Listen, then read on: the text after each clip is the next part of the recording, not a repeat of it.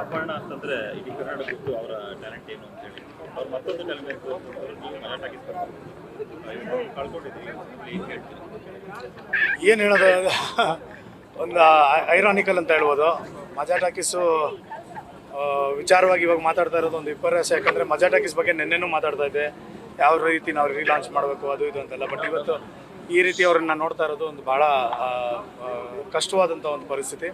ಯಾಕಂದರೆ ಅಪರ್ಣ ಅವ್ರಿಗಿದ್ದಂಥ ಒಂದು ಐಡೆಂಟಿಟಿ 20-30 ವರ್ಷಗಳು ಏನು ಮಾಡಿದ್ರು ಅದು ಕಂಪ್ಲೀಟ್ ಚೇಂಜ್ ಓವರ್ ಆಗಿದ್ದು ಅವ್ರಿಗೆ ಒಂಥರ ಆಶ್ಚರ್ಯಪಟ್ಟಿದ್ದು ಏನಂದರೆ ಮಜಾ ಟಾಕೀಸ್ ಮಾಡಿದಾಗ ಈ ಥರನೂ ಒಬ್ಬ ವ್ಯಕ್ತಿ ಅವರ ಒಂದು ವ್ಯಕ್ತಿತ್ವನ ಡಿಫ್ರೆಂಟ್ ರೂಪದಲ್ಲಿ ತೋರಿಸ್ಕೋಬೋದು ಅಂತ ಪ್ರೂವ್ ಮಾಡಿದಂಥ ಒಂದು ಅದ್ಭುತ ಪ್ರತಿಭೆ. So very very unfortunate. ಅವ್ರಿಗೆ ಈ ಥರದೊಂದು ಕಾಯಿಲೆ ಇದೆ ಅಂತ ಗೊತ್ತಾಗಿತ್ತು? ಅಲ್ಲ, ನಮಗೊಂದು ಸ್ವಲ್ಪ ಮುಂಚೆಯಿಂದ ಗೊತ್ತಿತ್ತು, ಬಟ್ ಅವ್ರು ರಿಕವರ್ ಆಗಿದ್ರು. ಆಮೇಲೆ ಆ್ಯಕ್ಚುಲಿ ನಮಗೆ ಗೊತ್ತಾಗಿದ್ದು ತುಂಬ ಲೇಟಾಗಿನೇ, ಆದರೆ ಸ್ವಲ್ಪ ಮುಂಚೆ ಗೊತ್ತಿತ್ತು. ಆಮೇಲೆ ರಿಕವರ್ ಆಗಿದ್ರು, ಆಮೇಲೆ ಟ್ರೀಟ್ಮೆಂಟ್ಗೆ ಸ್ಪಂದಿಸಿದ್ರು. ಅದು ಮತ್ತೆ ಏನಾಯಿತು ಅನ್ನೋದ್ರ ಬಗ್ಗೆ ಒಂದು ದೊಡ್ಡ ಅಂದರೆ ಮಿಸ್ಟ್ರಿ ಅದು. ಬಟ್ ಹೋದ ವಾರ ನಾನು ಮಾತಾಡಿದೆ ಅವ್ರ ಹತ್ರ. ಯಾಕಂದರೆ ನನ್ನ ಹೆಂಡತಿಗೆ ತುಂಬ ಕ್ಲೋಸ್, ಅವರು ತುಂಬ she is very close to my wife. ಜೊತೆಲಿ ಕೆಲಸ ಮಾಡಿದರು. ಸೊ ಅವರು ಇಬ್ಬರು ಮಾತಾಡ್ಕೋತಾ ಇದ್ರು. ನಾನು ಫೋನ್ ಮಾತಾಡಿ ಅವ್ರಿಗೆಲ್ಲ ಹೇಳಿದೆ. ಅವರ ಡಾಕ್ಟ್ರು ಕೂಡ ಅದನ್ನೇ ಹೇಳ್ತಾ ಇದ್ದಂತೆ, ನಿಮಗೆ ಒಂದು ಹೊಸ ಹುರುಪು ಬರೋದು ನಿಮಗೆ ಅದೇನೋ ಒಂದು ಟರ್ಮ್ ಯೂಸ್ ಮಾಡಿದ್ರು, ಏನೋ ಒಂದು ಡಾಕ್ಟ್ರಿಗೆ ಸೈಕೋ ಅನಾಲಿಸಿಸ್ ಸಮಥಿಂಗ್, ಅಂದರೆ ನಮ್ಮ ಮನಸ್ಥಿತಿ ಯಾವ ಥರ ಚೇಂಜ್ ಮಾಡ್ಕೋಬೋದು ಅನ್ನೋದ್ರ ಬಗ್ಗೆ ಏನಾದರೂ ಒಂದು ಮಾತಾಡಿ ಅದ್ರ ಬಗ್ಗೆ ಒಂದು ಥೆರಪಿ ಥರ ಅದು. ಸೊ ಆ ಡಾಕ್ಟ್ರ್ ಹೇಳಿದ್ರಂತೆ, ನಿಮಗೆ ನೀವು ಮಜಾ ಟಾಕೀಸ್ ನೋಡಿದಾಗ ನಿಮಗೆ ಒಂಥರ ನಿಮ್ಗೆ ಒಂದು ಬೇರೆ ರೀತಿಯಾದಂಥ ಒಂದು ಖುಷಿ ಕೊಡುತ್ತೆ, ದಯವಿಟ್ಟು ಅದನ್ನು ಎಷ್ಟು ಬೇಕಂದ್ರೂ ನೋಡಿ ಅಂತ ನನ್ನ ಹತ್ರ ಹೇಳ್ಕೊಂಡ್ರು. ಥ್ಯಾಂಕ್ ಯು ಸುಜಾ, ನನಗೊಂದು ಬೇರೆ ರೀತಿಯಾದಂಥ ಒಂದು ಐಡೆಂಟಿ ಕೊಡಿಸ್ತೆ, ಆಮೇಲೆ ಬೇರೆ ರೀತಿಯಾದಂಥ ಒಂದು ನೆಮ್ಮದಿ ಸಿಗ್ತಾ ಇದೆ ಅಂತ ಎಲ್ಲ. ಒಂದು ಶೋಗಿಂತ ಆ ಶೋ ಒಂದು ಬೇರೆ ವಿಷಯ ಬಿಟ್ಬಿಟ್ರೆ ಈ ವ್ಯಕ್ತಿತ್ವ ಎಷ್ಟು ದೊಡ್ಡದು ಅನ್ನೋದನ್ನು ನಾವು ಅರ್ಥ ಮಾಡ್ಕೋಬೇಕಾಗಿದೆ. ಅಪರ್ಣ ಅವರ ವ್ಯಕ್ತಿತ್ವ ಎಷ್ಟು ದೊಡ್ಡದು, ಆಮೇಲೆ ಅವರ ಸಾಧನೆ ಎಷ್ಟು ದೊಡ್ಡದು. ಆ್ಯಂಡ್ ಇವತ್ತು ನೀವು ನೋಡಿದಾಗೆ ಅವ್ರಿಗೆ ಪೊಲೀಸ್ ಗಾರ್ಡ್ ಆಫ್ ಆನರ್ ಸಿಕ್ಕಿದೆಯಲ್ಲ, ಅದು ಎಲ್ರಿಗೂ ಸಿಗುವಂಥದ್ದಲ್ಲ. ಅವರ ಸಾಧನೆ ಅಷ್ಟು ದೊಡ್ಡದು, ಅವರ ಒಂದು ಜೀವನದಲ್ಲಿ ಅವ್ರು ಮಾಡಿರುವಂಥ ಅಷ್ಟು ಕೆಲಸಕ್ಕೆ ಇವತ್ತು ಸಿಕ್ಕಿರುವಂಥ ಗೌರವ ಅಂತ ನಾನು ಹೇಳ್ತೀನಿ. ಸಾವಿರಾರು ಕಾರ್ಯಕ್ರಮಗಳನ್ನ ವೇದಿಕೆ ಮೇಲೆ ಮಾಡಿದ್ದಾರೆ.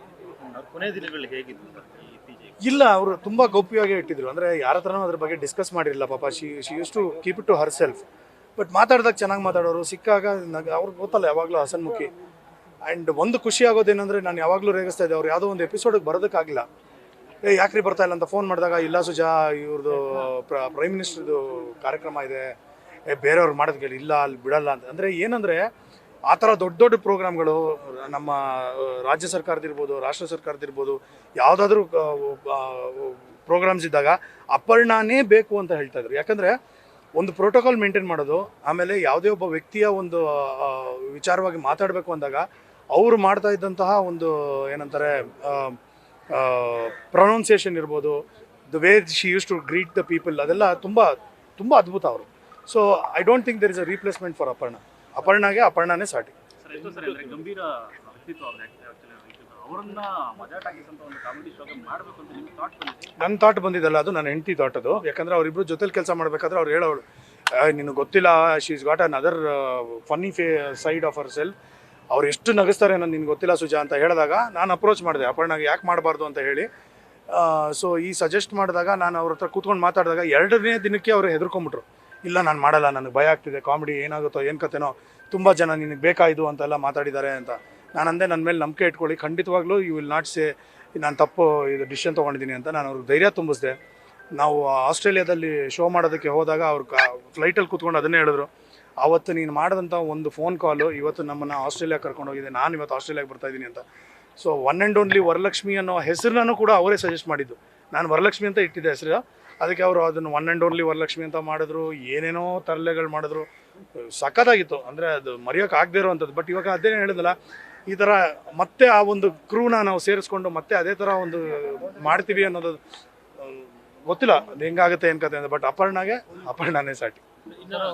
ಮುಖ್ಯವಾಗಿ ಹೇಳ್ಬಂದ್ರೆ ಅಪರ್ಣ ವೇದಿಕೆ ಮೇಲೆ ನೋಡ್ತಿದ್ವಿ, ಬಟ್ ಇನ್ನು ನೋಡೋಕ್ಕಾಗಲ್ಲ. ಆದರೆ ಈಗ ಅವ್ರ ವಾಯ್ಸ್ಗಳು ನಾವೆಲ್ಲ ಕೇಳ್ಕೊಂಡು ಹೋಗೋದು. ಅದೇ ಮೆಟ್ರೋದಲ್ಲಿ ನಾನು ಇವಾಗ ಆ್ಯಕ್ಚುಲಿ ಅವ್ರು ಮೆಟ್ರೋದವ್ರು ಬಂದಿದ್ರು, ಅವ್ರಿಗೆ ಮಾತಾಡ್ಸೋಣ ಅನ್ನೋಷ್ಟಲ್ಲ ಹೊರಟ್ಬಿಟ್ರು. ಅವ್ರು ರಿಕ್ವೆಸ್ಟ್ ಮಾಡ್ಕೊಂಡು ನಾನೊಂದು ಹೇಳೋಣ ಅಂತಿದ್ದೆ, ಸರ್ ಇರೋವರೆಗೂ ಅಪರ್ಣ ವಾಯ್ಸ್ ಇರಬೇಕು, ಅದು ಯಾವುದೇ ಕಾರಣಕ್ಕೂ ಚೇಂಜ್ ಆಗಬಾರ್ದು ಅಂತ ರಿಕ್ ಮಾಡ್ಕೊಳ್ಳೋಣ ಅಂತಿದ್ದೆ. ಇವಾಗ ನೀವೆಲ್ಲ ಇದ್ದೀರಾ, ನಿಮ್ಮ ಮುಖಾಂತರ ನಾನು ಕೇಳ್ಕೊತಾ ಇದ್ದೀನಿ, ಎಲ್ಲೇ ಇದ್ರೂ ಅಪರ್ಣ ವಾಯ್ಸು ಎಲ್ಲೆಲ್ಲಿದೆ ಅದು ಶಾಶ್ವತವಾಗಿರಲಿ ಅನ್ನೋದು ನನ್ನ ಒಂದು ಕೋರಿಕೆ. ದಯವಿಟ್ಟು ಅದು ಹಾಗೇ ಇರಲಿ ಅನ್ನೋದು ನನ್ನ ಒಂದು ಆಸೆ. ಯಾಕಂದರೆ ಅಪರ್ಣ ಮರಿಬಾರ್ದು, ಜನ ಮರೆಯೋದಕ್ಕೆ ಸಾಧ್ಯ ಇಲ್ಲ.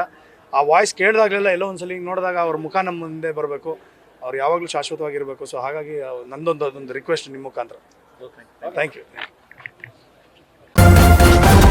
ನ್ಯೂಸ್ ಫಸ್ಟ್ ನಿರ್ಭೀತಿಯಿಂದ ನಿಮ್ಮ ಪರವಾಗಿ.